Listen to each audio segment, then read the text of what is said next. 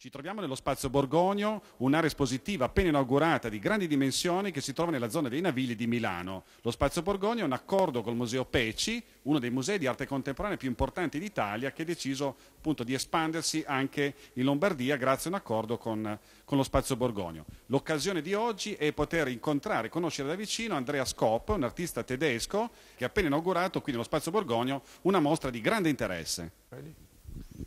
Andreas, tell us a little bit about you, about where you're from, about your experience. How you decided to become an artist? Well, I not really decided to become an artist, it just happened. When I was 17, I was chosen for Düsseldorf Art School, so I was actually too young to take decisions, it just happened to me. And I was born in Amsterdam. My parents were both journalists, and we moved to a lot of places: Hamburg, Den Haag, Düsseldorf, Cologne, Amsterdam. I met Piercarlo Borgogno through Antonio Diaz, a Brazilian artist in Cologne, and he introduced my work to Piercarlo, and that's how I came to Milano, where I'm for the second time now with the show. And which is your experience in Italy, Andreas? Oh, it's fantastic. I have the feeling that the Italians understand my work very well. Maybe because they are used to arte povera and the use of simple materials.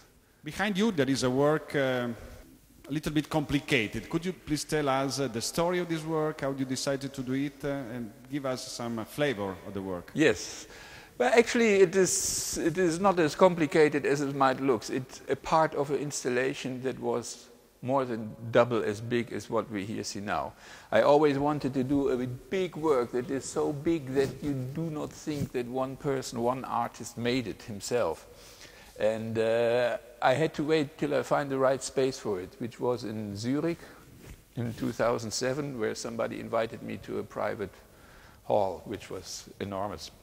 There I could finally realize this project I wanted to do for a long time. It's called To the Unknown Brokers, which the title comes from the monument for the unknown soldiers. It's about people doing something strange and what you cannot really follow clearly and what impact it has on daily life. So we see screens which are gilded with leaf gold, and they form like a pattern, and all the screens seems to be connected somehow in a secret way. Which is the broker you have in mind? The financial broker? It's a financial broker, yes, and their impact on economy and so on our life. And why it's unknown?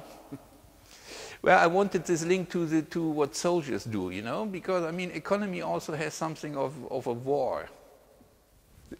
Powerful interests and people that win and people that lose, or even countries that win or countries that lose.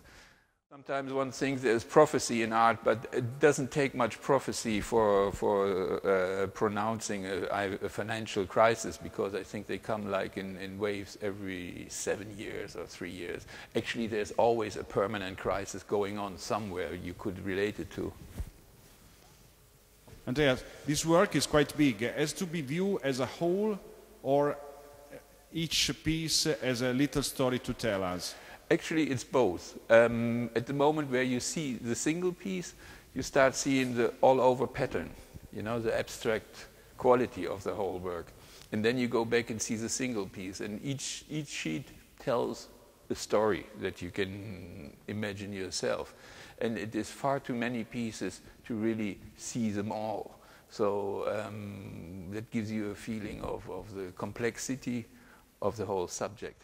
This is a great space for this type of work. The place is big, and it can carry big work. Wonderful. I mean, the daylight is shining right on it. It makes the golden screens glow and form a pattern. Andrea, this is in our work. It's quite strange for me. There is a painting, there is a chair, there is a table. Which is the idea of this work? Well, if you would classify it, you would call it an installation. I see it as a painting because I'm a painter. The chair is painted, the picture is painted, the table is painted. So for me, it's a painting. Altogether, it makes another sense. You could even see it as a sculpture then. And the chair is very colored. Why you choose these colors? I think it's because the chair told me to treat it like that. Now it is in the colors of the Japanese war flag, you know, and this chair was really asking for this kind of pattern.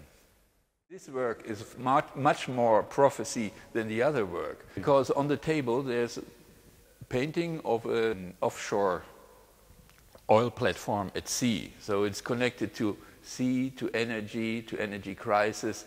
And with the Japanese chair, it certainly becomes a sad connection.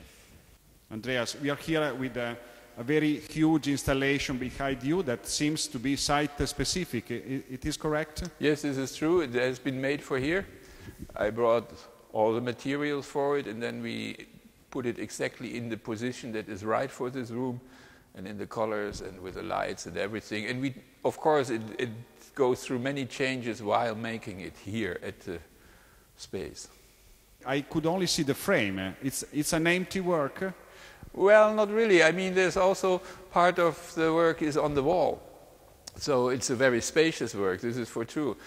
And actually the painting itself is in the frame. What normally would be in the surface of the painting, here it is in the frame. And the meaning could be that sometimes the frame in abstract sense could be more important than the content itself? Yes, of course. And it also makes the eyes go round and round and round around the empty center. You know, the center, the basic question remains empty. Andreas, finally, which is your message for us, for Italian people looking at your works? Well, I don't expect anything to be felt, or it's more an offer I give, you know, and I hope that everybody can link himself to the work. What I offer is something that looks like a painting, but also as a sculpture. You see in the other work a chair that you could sit on and a table, so you could use it for daily life. And what I hope people will do is make up their own mind what they are looking at. Are they seeing an artwork, a piece of useful tool, or a sculpture?